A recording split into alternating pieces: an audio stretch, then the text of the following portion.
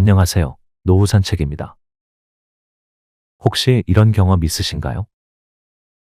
가족 모임에서 그 나이에 굳이 그런 거 해라는 말을 들었을 때, 혹은 친구가 아직도 그걸 하고 있어요 라며 비꼬는 말을 했을 때요. 속으로는 상처받고 불쾌했지만 뭐라고 대응해야 할지 몰라 그냥 웃으며 넘긴 적 한 번쯤 있으실 겁니다. 오늘은 이런 무례한 상황에서도 당황하지 않고 품격 있게 나를 지킬 수 있는 실질적인 대처법을 알려드리려 합니다. 우리의 자존감을 지키면서도 상대에게 깨달음을 줄 수 있는 방법, 지금부터 하나씩 알아보겠습니다. 무례한 말은 우리의 자존심과 가치를 건드리기 때문에 상처가 됩니다. 하지만 여기서 중요한 건 그 말을 있는 그대로 받아들이지 않아도 된다는 사실입니다. 상대의 말이 나의 가치를 결정할 수는 없으니까요. 그럼에도 불구하고 우리는 왜 이런 말에 흔들릴까요? 이를 더 깊이 이해하기 위해 두 가지 구체적인 사례를 먼저 살펴보겠습니다. 김정숙 씨는 올해로 70세가 된 주부입니다. 한평생 가족을 위해 살았지만 이제는 자신만의 시간을 즐기고 싶다는 생각에 요리학원에 등록했습니다. 특히 빵을 굽는 일이 마음에 들었죠. 반죽이 부풀어 오르고 노릇노릇 구워진 빵을 보면 어린아이처럼 기뻤습니다. 내가 이렇게 설렐 일이 아직도 남아있다는 게 얼마나 행복한지 몰라요. 이번 명절, 정숙 씨는 가족들에게 자신의 손수 만든 빵을 선보이기로 했습니다. 손자 손녀들이 맛있게 먹는 모습을 상상하며 설레는 마음으로 밤늦게까지 빵을 구웠죠. 명절날 가족들이 모인 자리에서 정숙 씨는 정성껏 만든 빵을 테이블에 내놓았습니다. 그런데 며느리가 빵을 보며 이렇게 말했습니다. 어머님, 이제 좀 쉬셔야죠. 굳이 이런 것까지 하실 필요 있나요? 정숙 씨는 순간 당황했습니다. 머릿속이 멍해지면서 내가 열심히 준비한 건데 라는 생각만 맴돌았습니다. 억지 미소를 지으며 겨우 이렇게 대답했습니다. 그래, 나중엔 좀 쉬어야겠지. 하지만 마음 한구석이 무겁기만 했습니다. 며느리의 말은 마치 자신이 쓸모없는 일에 시간을 쓰고 있다는 비난처럼 들렸습니다. 그날 밤, 정숙 씨는 잠자리에 누웠지만 며느리의 말이 계속 떠올랐습니다. 내가 좋아서 하는 건데 왜 이런 말을 들어야 하지? 내 나이에 뭔가를 배우고 즐기는 것도 잘못된 일인가? 정숙 씨는 스스로에게 이렇게 물으며 한동안 뒤척였습니다. 그녀는 며느리의 말을 곱씹으며 결심했습니다. 다음번엔 내 생각을 조금 더 당당히 표현해 봐야겠어. 내가 하고 싶은 일을 하는 건 잘못이 아니니까. 박영수 씨는 68세의 은퇴자입니다. 퇴직 후 처음엔 마음껏 쉴 수 있는 시간이 주어졌다는 사실이 기뻤지만 시간이 지나며 점점 무기력함을 느꼈습니다. 늘어나는 뱃살과 숨 가쁜 계단 오르내림은 건강에 대한 불안을 키웠죠. 이러다 진짜 병원 신세나 지는 건 아닌가 싶더라고요. 어느 날 그는 마음을 다잡고 새벽 조깅을 시작했습니다. 처음엔 5분만 뛰어도 숨이 찼지만 하루하루 거리가 늘어나면서 점점 활력을 되찾았습니다. 조깅에 익숙해지자 이번엔 요가를 배우기 시작했죠. 처음 보는 동작들이 어렵긴 했지만 몸이 유연해지는 걸 느낄 때마다 뿌듯했습니다. 운동을 하니까 몸도 좋아지고 자신감도 생겼어요. 내가 아직 할 수 있다는 게 느껴졌거든요. 며칠 후 그는 동창 모임에 나갔습니다. 오랜만에 만난 친구들에게 운동 이야기를 꺼내며 자신감을 내비쳤습니다. 그런데 한 친구가 웃으며 이렇게 말했습니다. 그 나이에 운동해서 뭐 하려고 그래? 이제 늦었다니까. 그냥 푹 쉬면서 즐기지 그래. 그 말에 영수 씨는 순간 머리가 멍해졌습니다. 조금 전까지 느꼈던 자신감이 순식간에 사라지는 것 같았습니다. 내가 나를 위해 한 선택인데 왜 이런 말을 들어야 하지? 다른 친구들마저 웃음을 터뜨리자 영수 씨는 순간 말문이 막혔습니다. 그는 억지 미소로 대화를 넘기고 자리를 지켰지만 속으로는 씁쓸함을 감출 수 없었습니다. 집으로 돌아가는 길 그는 스스로에게 말했습니다. 그래, 늦었을 수도 있지. 하지만 지금이라도 시작한 게 어디야. 내가 건강을 위해 한 선택을 스스로 부정하면 안 되지. 그날 이후 그는 주변 사람들의 말에 더 이상 흔들리지 않기로 결심했습니다. 내 몸과 마음을 위해 내가 선택한 일이니까 누구도 그것을 비웃을 권리는 없어. 여러분, 무례한 말을 들었을 때 어떻게 하시나요? 순간적으로 당황해서 아무 말도 하지 못하고 넘겼던 경험 한 번쯤은 있으실 겁니다. 하지만 그럴수록 상대는 계속해서 무례한 말을 반복할 가능성이 큽니다. 이제는 그 말을 어떻게 품격 있게 넘기고 내 가치를 지킬 수 있을지 알아봐야 할 때입니다. 오늘은 무례한 말을 대처하는 3가지 방법을 실제 사례와 함께 알려드리겠습니다. 이 방법들을 알면 앞으로는 더 이상 무례한 말에 흔들리지 않고 자신 있게 상황을 해결할 수 있을 거예요. 첫 번째 방법은 단호하면서도 부드럽게 내 입장을 밝히는 것입니다. 무례한 말에 휘둘리지 않고 내가 옳다고 믿는 가치를 차분히 표현하는 것이 핵심입니다. 김정숙 씨의 이야기를 다시 떠올려 볼까요? 정숙 씨는 가족 모임에서 며느리에게 이런 말을 들었습니다.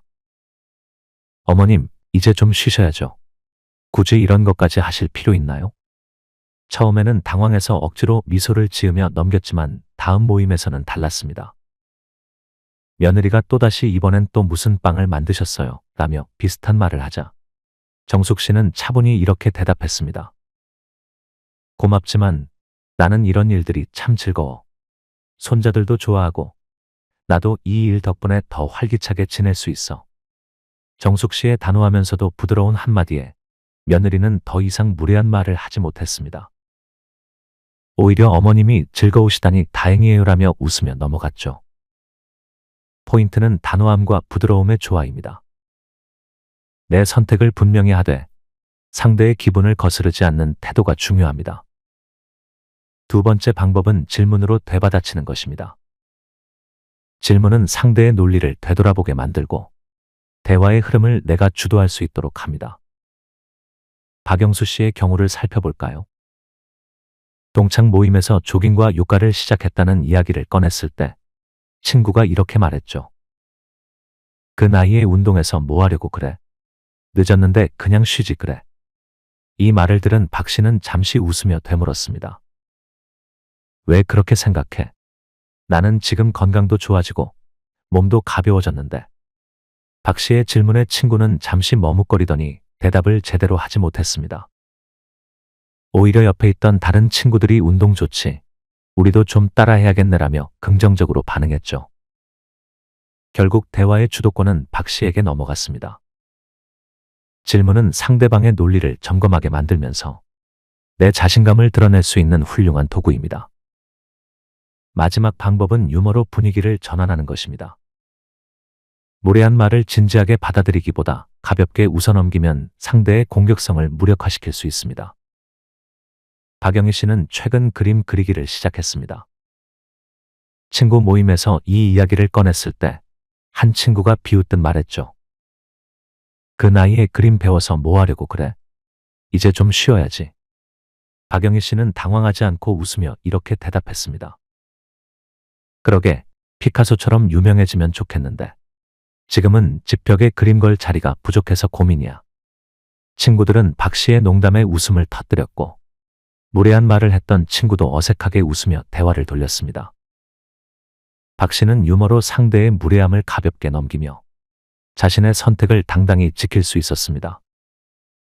유머는 대화를 부드럽게 풀어내는 동시에 상대를 민망하게 만들지 않는 강력한 도구입니다. 때로는 침묵이 가장 강력한 무기가 될 수 있습니다. 상대의 무례한 말에 차분히 미소를 지으며 아무 말도 하지 않는 것만으로도 상황을 역전시킬 수 있습니다. 상대는 스스로 불편함을 느끼고 더 이상 간섭하거나 무례한 말을 이어가지 못할 가능성이 큽니다. 이정순 씨의 이야기를 살펴볼까요? 이정순 씨는 70대 초반으로 매일 새벽 공원을 산책하며 건강을 관리하고 있습니다. 몇 달 전 병원에서 혈압이 높다는 진단을 받았고 그날 이후로 운동을 생활화하기로 결심했습니다. 하루하루 몸이 가벼워지고 컨디션이 좋아지는 것을 느낄 때마다 스스로가 뿌듯했습니다. 운동이 이렇게 좋을 줄 몰랐어요. 그동안 왜 안 했을까 싶을 정도로 제 자신이 달라지는 걸 느껴요. 그런데 어느 날 아침 운동 후 동네 주민들과 이야기를 나누던 중 한 이웃이 이렇게 말했습니다. 그 나이에 운동한다고 뭐가 달라지겠어요? 그냥 맛있는 거 드시고 편히 지내세요. 순간 정순 씨는 가슴이 철렁 내려앉는 기분이었습니다. 내가 이렇게 열심히 노력하고 있는데 왜 이런 말을 들어야 하지? 라는 생각이 스쳤지만 감정적으로 대응하지 않았습니다. 대신 그녀는 차분히 미소를 지으며 상대방을 가만히 바라봤습니다. 그 침묵의 순간 이웃은 어색한 표정으로 고개를 돌렸습니다. 그리고는 대화를 다른 주제로 돌리며 더 이상 운동에 대해 간섭하지 않았습니다. 여러분, 무례한 말을 들었을 때 가장 중요한 건 그 말에 휘둘리지 않는 것입니다. 우리가 그 말에 즉각적으로 반응하거나 속으로만 끌어안고 있으면 결국 더 큰 상처를 받을 뿐입니다. 그럼 이런 상황에서 어떻게 해야 할까요? 오늘 함께 알아본 3가지 대화법을 다시 정리해 보겠습니다.